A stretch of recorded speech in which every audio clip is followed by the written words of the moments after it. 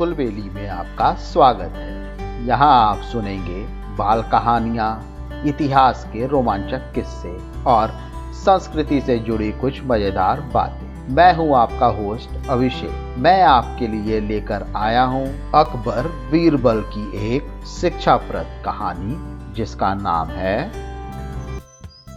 बीरबल की खिचड़ी।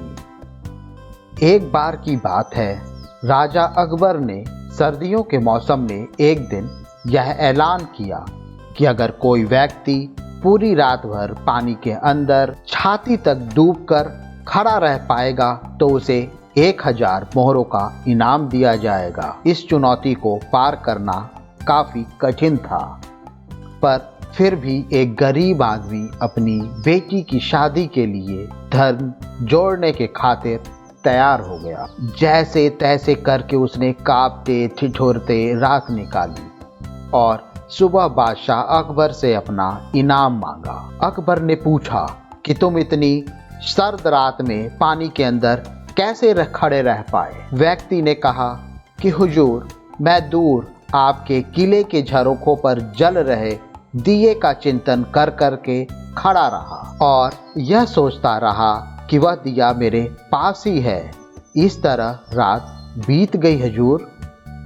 अकबर ने यह सुनकर तुरंत इनाम देने से मना कर दिया और तर्क दिया कि उस दिए की गर्मी से तुम पानी में रात भर खड़े रह सके, इसलिए तुम इनाम के हकदार नहीं हो।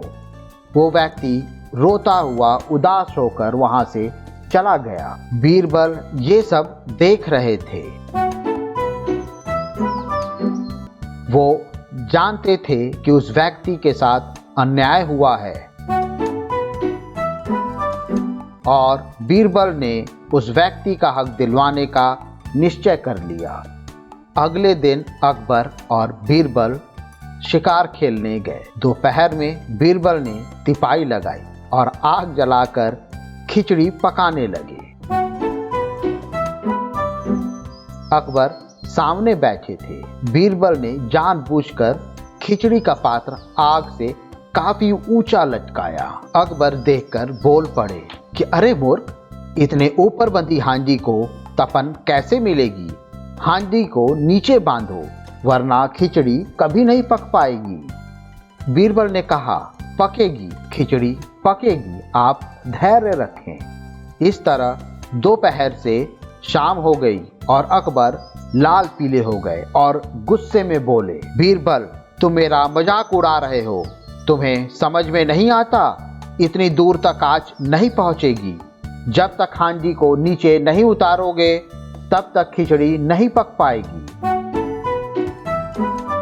तब बीरबल ने कहा, हुजूर, अगर इतनी सी दूरी से अग्नि खिचड़ी नहीं पका सकती तो उस ब्राह्मण को आपके किले के झरोखों पर जल रहे दिए से ऊर्जा कैसे प्राप्त हुई होगी। यह सुनकर अकबर फौरन अपनी गलती समझ जाते हैं और अगले ही दिन उस व्यक्ति को बुलाकर उसे 1000 मोहरे दे देते हैं और भरे दरबार में गलती बताने के बीरबल के इस तरीके की प्रशंसा करते हैं।